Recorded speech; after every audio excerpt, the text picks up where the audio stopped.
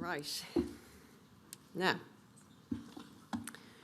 we've all earned our drinks and our dinner, but before we take a break and rejoin for that, I have the real pleasure of announcing the winner of this year's HRB Impact Award. So I wanted to just say a few words about the award. Some of you may be familiar with it, some of you may not, but the idea behind this award is to recognise and to celebrate research, the achievements, first of all, of our HRB-funded researchers beyond academic impact, but also to celebrate research that leads to meaningful change for people's health and their care. So it's also about showcasing the achievements of the teams, the individuals and those teams, so that they can kind of serve as a role model for the wider HRB community to maximise the impact of their research. Now, we are practical people in the HRB. So even though it's great to get a nice piece of glass to put on the shelf, it's even better to get some cash. So the Impact Award also includes a €50,000 prize of €50,000 that goes to the recipient's chosen host institution, and they can use that then in whatever way they wish just to support their research. So this is the third round of this prestigious scheme, and this time around, this year, we had 7 nominees. And I think, honestly, I can say that any one of them would have been worthy of the award. But of course, as always, there can only be one winner, as the cliche goes. And this year, the award goes to somebody whose ability to deliver is not just down to her innovative ideas, clinical excellence, or her ability to advocate on the, for her patients, but because she's always guided by the impact that her work has on those patients and on their families. So her early scientific work provided new insights into the complex genetic components of neurodegenerative disease. She created the first multidisciplinary clinic for patients with neurological conditions, and in those clinics, very importantly, she championed the inclusion of voluntary organisations as part of that team. So that led to a true integration between hospital and community-based care. She established a motor neuron disease clinic at Beaumont Hospital. That's gone on to become the National Centre for Motor Neuron Disease, and it provides direct care for over 80% of patients with ALS. It's also recognised as a European and global centre of excellence. She was one of just 4 recipients of the very first HRB Clinician Scientist Awards, and she was the only recipient, that has the distinction, I think, of being the only recipient of 2 consecutive HRB Clinician Scientist Awards. She's forged a career that has really inspired and motivated a whole generation of health researchers. She's supervised 29 PhDs, 4 MDs, over 10 postdocs, and 10 consultant neurologists. And the international panel judged her contribution to research and healthcare to be outstanding. I think if it isn't obvious already, I'm sure it is. I'm absolutely delighted to announce that the winner of the HRB's Impact Award for 2023 is Professor Orla Hardiman.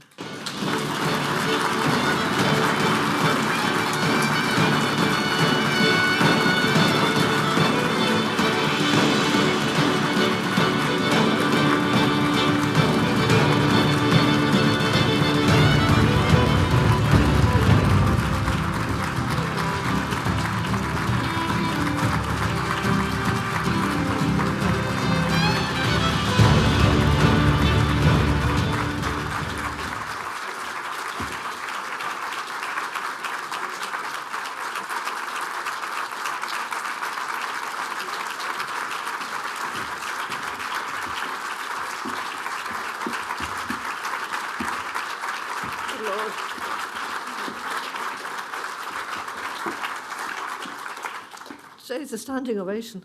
Oh, God. I have a few slides. Thank you. Yeah. I'm only going to talk for an hour and a half. Is that okay? So first of all, thank you very much, Gurmeen Mahagat of Mairéad, and to the HRB and to the panel, the international panel who awarded this. I'm really delighted. I'm delighted with the very pragmatic and sensible decision that the HRB had to give money as well. So it was very useful. So thank you very much. So I'm going to talk a little bit about my own career and about the importance of the sort of work that HRB does. And I was reflecting that I think I've been continuously funded by the HRB since God was a child, actually. So I go back a very long time. I go back when medicine in UCD used to be an Earth for Terrace, which is that's the way it looked at you in those days because we all had bicycles. So I trained in Dublin, I trained in Boston, then I came back to Dublin to UCD, to the School of Physiology, and then I went to Beaumont, and there were very few neurologists in Ireland. I was the 11th neurologist in Ireland. And then I was very lucky to, as Mairéad said, to win a HRB Clinician Sciences Award, and we did no money, so we had to get another one. And then my home became Trinity College, where in 2013 I became Professor of Neurology in Trinity, and then I became the clinical lead for neurology for the HSE a few years ago, and now I'm leading a large project, which actually is very relevant to all of the discussions this afternoon. The project is called Precision ALS. I'll talk a little bit about that afterwards. It's all about data. So my early training was in neurology, and when I was in the US, you weren't a real person, you weren't a real neurologist unless you really liked cell biology and genetics, yeah, and those of us who were sort of clinicians felt really inadequate unless we did some cell biology. So I, of course, did my fellowship, and I did some cell biology, and I did an MD called the Pharmacological Modulation of In Vitro Myogenesis. So that was a bit of a mouthful, and we did some papers on this looking at growing cells, growing myoblasts in culture, and then realising that actually the human cells, you had to use a mouse model. So I started working on mice, and then I realised, this is not really what I did 14 years of neurological training to really work on mice. And the only thing I was doing at the time that was relevant to my clinical practice, being able to draw blood, which is very useful actually in the Department of Physiology in UCD. So I sort of redirected my career and thought, okay, well, becoming a clinician is really what I wanted to do. And what informed my clinical practice and has been the guiding light throughout my career after that have been questions from a research point of view. So I like doing research, and I like being creative, and I like thinking about, what can we do better, and what do we want to understand. So it's really important to know what we want to understand. But it's also really important for people like me who are grounded still in their clinical training, is why do we understand that? Why is it important? And the third question is, will it make a difference? And they're really the three guiding principles to what I've been doing for the rest of my career, really. And actually, most of the work that I've been doing now you can divide it into three categories. One is, and all of these categories have been funded by the HRB over the years as well, over the 25, or I'm too embarrassed to say, many years. So health services research allows or drives standards and quality. Epidemiology, which we've been doing for years as well, drives demographics, service development, outcome and comparative data.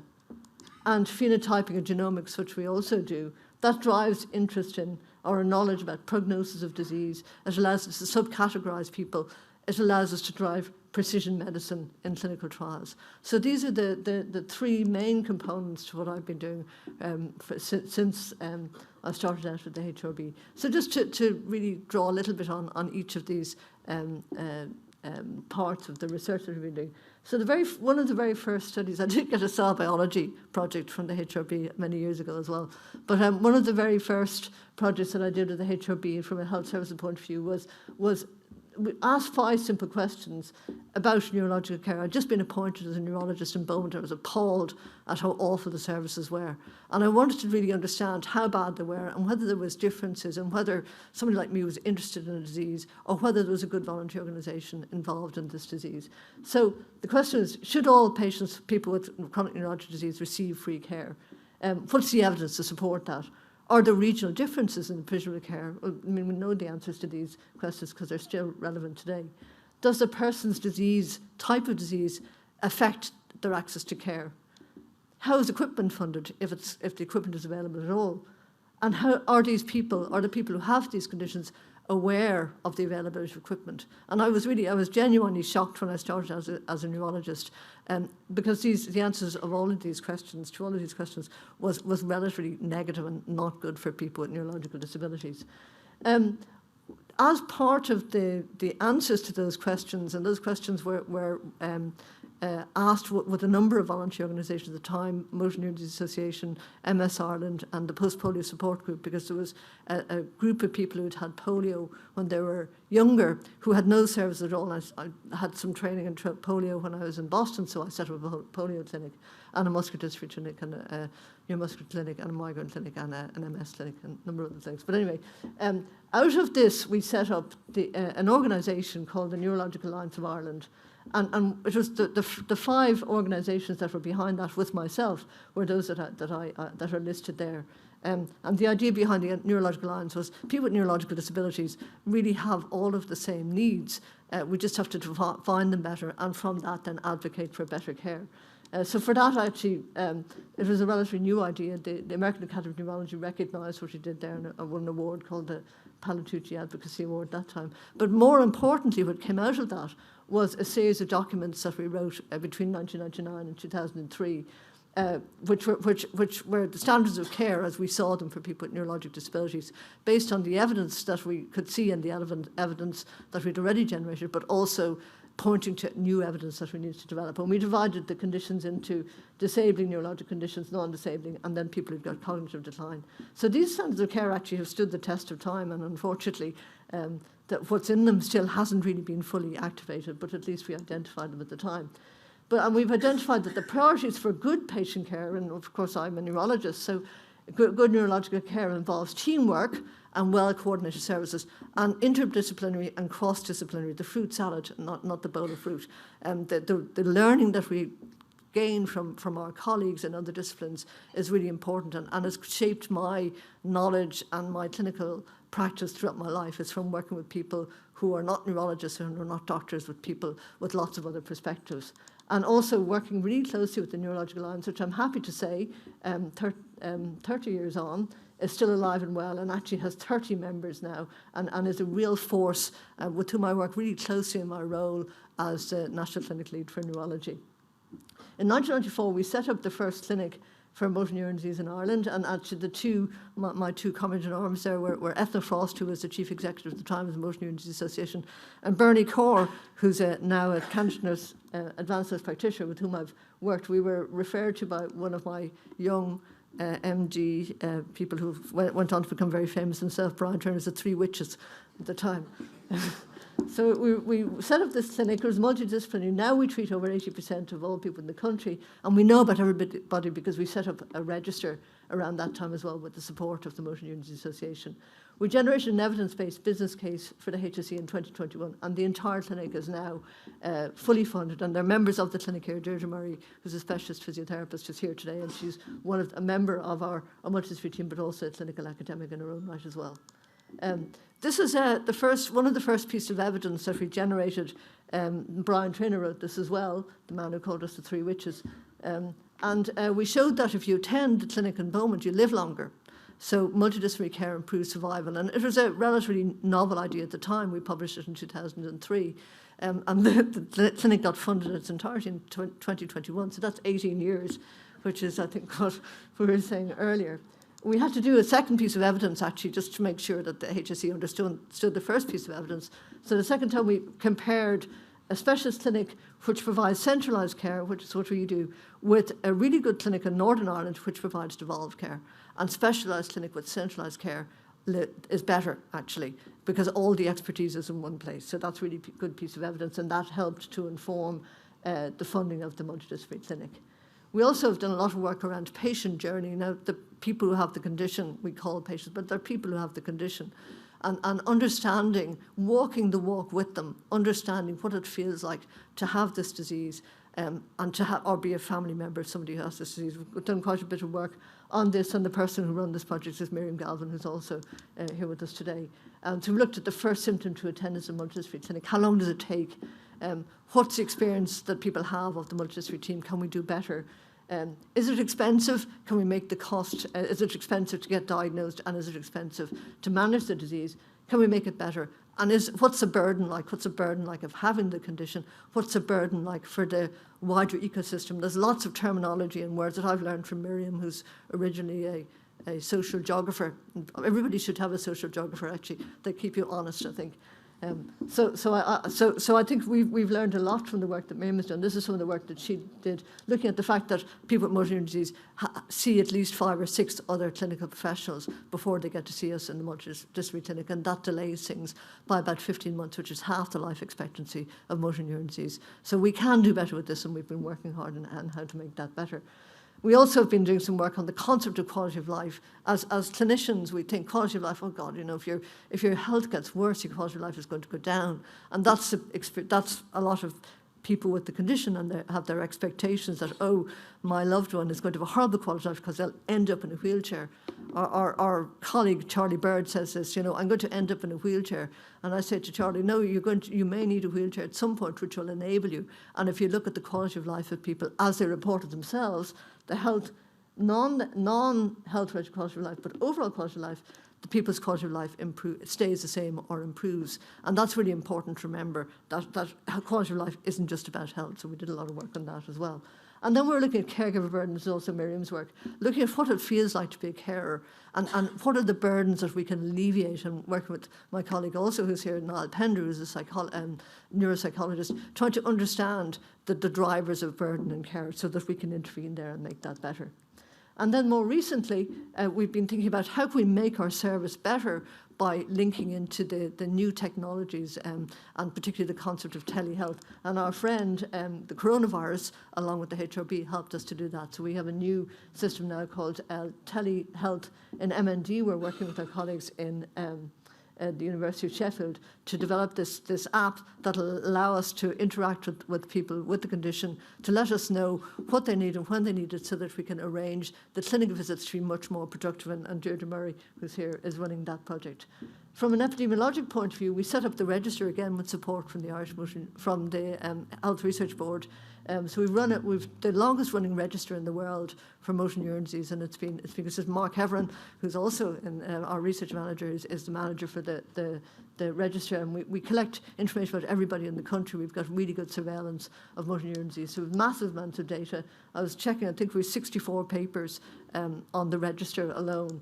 And this is just some of the work looking at the incidence, the age-related incidence, and also whether there's clustering of motor neurons in the country. One of our PhD students, James Rooney, is an epidemiologist, did this work. There isn't, by the way.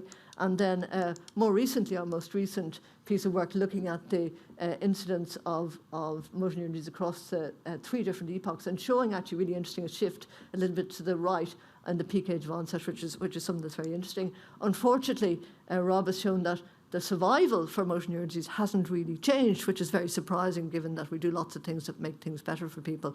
But that's really, I think, because of information creep, and we've done some work on this around when you collect information on a register, the information that you collect changes over time, and we have to enable that, we have to allow that. So the type of people on the register in 1994 are different from the type of people that are on the register now, because we know more about the disease and because we're capturing probably slightly different or variants of the disease. So understanding registers and understanding the pitfalls of how a register might work is really important, and understanding the changing picture of the disease with respect to registers. The register also allowed us to do some really interesting comparative work, and this is something that is dear to my own heart. The idea of when we were in training, we were told motor neuron disease is the same the world over, and I was thinking, well, how do we know that? Because, all we see are white middle-class people in European countries. So I have colleagues in Cuba, so we did some work in Cuba to look at the frequency of motor neuron disease in Cuba, and showed indeed that the rates are actually much lower in Cuba than they are in Ireland. So this is if you just look at the y-axis here, it goes up to 20 here, it goes up to 6 in Cuba. This is the difference is mediated by the genetic ancestor population. So in Cuba, the rates of motor neuron disease are much lower in the mixed population, suggesting that genetic admixture is good for you. Well, we knew that anyway. You're better off not marrying your cousin. You're better off marrying somebody from a completely different population. The Cubans have shown that. So much work has been done since that, but this is the first paper that really nailed down this idea that ancestral origin is really important. It's the first paper in the world to show that, so we're very proud of that paper. And it led us to do another study, which is currently almost complete now, looking at motor neuron disease in other admixed populations in Latin America, and opening up Latin America to motor neuron disease research, but also ultimately to clinical trials. One of my colleagues from the Netherlands is over in Peru at the moment and is just been in Colombia as well, trying to build up the program there. So this is funded by the CDC actually. And then the final piece of work I want to talk about is around what we call deep phenotyping. This is the idea of characterizing disease. That's what I do for a living. I'm a clinician, understanding the disease and really drilling into what the disease looks like. And one of the things that we showed for the first time as well, that actually we were always taught that motor neuron disease is a pure motor degeneration. Well, it's not. You know, we know now that it's related to frontotemporal dementia, and we know that 50% of people with motor neuron disease have some sort of cognitive or behavioural impairment, and we've done lots of work on this as well with Niall Pender's group, showing that there are different patterns of behavioural change. But why is this important? It's really exciting, it's really interesting, but why is it important? It's important because if you have executive impairment, or if you have cognitive change in an executive domain, it's a much worse prognosis. That's really important for us to know. It's also important for us to know because if you have behavioural change with motor neuron disease, that's very bad for your family because that massively increases the caregiver burden. And we've done some work around that with the KEDS Award actually from the HRB, just informing families as to what they need to know around behavioural change, but also working with the Motor Neuron Disease Association about developing a self-help book around motor neuron disease. We've also, through the register, we've been looking at what does it mean to have motor neuron disease if it's in the family, and we've a lot of we know that motor neuron disease is familial in part. But one of the things I had seen as a clinician was, well, actually, when we take a family history, there's actually a bit more going on in these families of motor neuron disease in addition to motor neuron disease. So we did a study again, funded by the CSA actually, looking at the frequency of other neurological diseases in family members of motor neuron disease, and showed that there's a much higher rate of neuropsychiatric disorders. So this is, again, something that was a little bit slow for the field to accept, this idea, well, you've got a neurodegenerative disease, how could that be related to a neurodevelopmental disease? But them's the data. So when we repeated this a second time, showing that this is clustering in individual families. And that led us to the idea, well, obviously there's some kind of genomic effect here. There's some kind of polygenic effect that's driving this, and so how would we investigate this further? So I've done some work around the heritability of motor neuron disease. This is Marie Ryan, who just did her PhD recently, showing that the risk of developing motor neuron disease, 50% of that risk is inherited. So there is something genomically, and of course we know that there are at least 30 genes that are known to be related to motor neuron disease. We discovered ANG. Unfortunately, it's not as important as all the other genes, but this gene here, which is CNR-NORF72, which is there somewhere, 2011, there we are there. That's the most important gene for motor neuron disease in Ireland, and actually that gene was reported by Brian Tramer, the same Brian Tramer who called me a witch, but you know, it's okay. So we're part of this large genomic consortium called Project Mine, which is whole genome sequencing. We're one of the first enablers of this project. It's centred in the Netherlands by my colleague Leonard Vandenberg, with whom we work closely. And we're whole genome sequencing as many of the people with motor neuron disease as we can afford. We've done about 700 altogether now. We can also do genome-wide association studies, and this is the most recent GWAS study in which we have participated, and we worked closely with Russell McLaughlin, who did his PhD with me and then went on to be a PI in his own right in genomics, and works closely with the Project Mine Consortium. So knowing that we have GWAS, and this question that we had about the relationship between neuropsychiatric disorders and ALS or motor neuron disease, could we show this genetically as well? So we approached the Psychiatric Genome Consortium, who kind of snorted at us initially, saying, you want to do a combined GWAS study with us because you do this neurodegeneration disease, motor neuron disease, which is neuromuscular, and we do psychiatry. And we said, yeah, we would like to do that, please. Can we do a combined study with our GWAS study and your GWAS study to see if there's an overlap between motor neuron disease and schizophrenia? And yes, there is, between motor neuron disease and neuropsychiatric disorders. So this is real. This is a real finding, and that's a really important observation, actually, in terms of our understanding of the disease. This overlap is there. It's 14%, means there's a biological link between some forms of ALS or motor neuron disease and some forms of neuropsychiatric disease. Why is that important? It's really important for stratification. It's also important to make us think a bit more about the nature of this disease. When I was training in Boston, my boss, Bob Brown, had found the first gene of motor neuron disease, SOD1, and all of the animal models were to put this gene into the mouse and then look at the motor neuron and see how it's degenerating. And we're saying, well, the thing is like, these neuropsychiatric diseases are network-based disorders, and we have this overlap. So clearly there's some kind of network disturbance going on within motor neuron disease. So we've moved now to think about motor neuron disease as a network disorder. And we've got a big physiology group now, Bahman Nasser Osami, who's running that, looking at, and Roisin McMacken, who's here today as well, who's one of our star students, then postdoc, and now PI in her own right, trying to understand the neurophysiology that underpins this degeneration. So this is a really hot area, and we're one of the leading lights in that. And this is really important in terms of disease stratification as well. So moving the field forward, so what are we going to do? We're not a silo in Ireland. We work really close. This is a rare disease, so we have to work with other colleagues around Europe. So I'm the co-chair of the European network Cure ALS. It's a scientific network. But we're also part of a much more exciting but smaller group called the TriCals. It's a clinical trials network.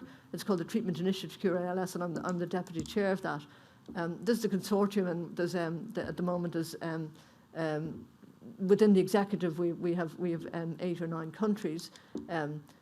We're interested in this because the pharma industry is really interested in motor neuron disease and ALS in terms of developing clinical trials. There are genomic therapies underway now, which we're doing some as well. But there's lots of compounds in late preclinical development. And actually, Julie Kelly, who's here today, who's a neuropharmacologist, has a lovely compound, if anybody has money. Julie's in the background there. She'd love to talk to you. It's a really interesting compound, which is in their late preclinical stage. But there are also genomic therapies, and we're involved in these two, the CNN-off, repeat expansion, and FUS. We're an international centre for both, actually. These are phase 1 studies, antisense oligonucleotides. We would be in the SOD1 one as well, except we don't have any SOD1 in Ireland at the moment. I think they went away with their snakes. St. Patrick must have got rid of them. And these are the trials that are underway now as part of the TriCals consortium. The Lighthouse study and Magnet study are investigator-led studies that we're sponsoring through the TriCals consortium. So we have lots of trials going on at the moment. And the work that we're doing in terms of the stratification and the biomarkers all feed into our understanding of how you segregate patients into subgroups that are really important in terms of making sure that we get the right drug and to the right person. So we've developed a roadmap for better treatments within TriCals, which really, I think, references back all of the conversations this afternoon, combine different European data sets, develop a better set of biomarkers, improve clinical trial design, develop a pan-European platform to collect data, and develop really important patient-person reported outcomes, so we make sure that the drug that we're using is okay for the people that are, and that we get a p-value, but it actually is clinically meaningful. These are really important parts of what we do. So out of that, we set up the Precision ALS platform, and this is very much along the lines of what we've been talking about this afternoon. It's a patient data platform, and what we're doing here is we're collecting everything we can think of about these patients, about people with ALS. So there are already a number of different subgroups, but there's lots more.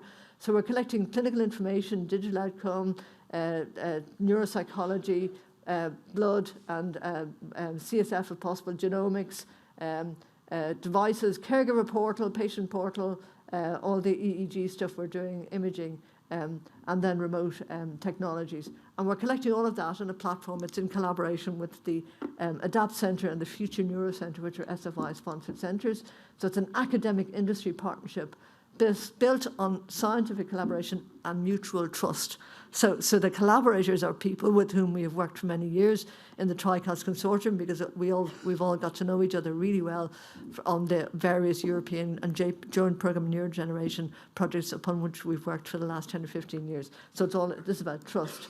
So the bottom line of the sort of final statement is that translating research into practice is striving to provide the right treatment for the right patient at the right time, and the treatment can be service. So the right treatment or service for the right person at the right time, in the right place, and the right dose. And that's my entire career in a nutshell. I wouldn't have done any of this without actually these people. I didn't have space to put the research assistants, so I'm sorry to all the research assistants who worked with us. So the people who are read here are existing PIs who started out with us as either PhD students or postdocs. So you can see that we've been very lucky and successful to keep really, really brilliant, talented people who've done PhDs with us as part of our larger research group now. And Precision ALS is funded, academic industry collaboration funded by Science Foundation. It's about €10 million with Future Neuro. JP Caballero is here as well, who's one of the leads in the Future Neuro Consortium and the ADAPT Consortium. So we're going to have about 30 or 40 PhD students and postdocs in this group as well. And we've just, Miriam Galvin is the lead on the Miranda project, which is using technology to understand the disease trajectory. Miriam is one of our PIs, but Miriam was originally an ICE Interdisciplinary Capacity Building Award postdoc. That's how we met her in the first place. So thank you very much for listening to me, and go on, we need to have our dinner now. Thank you.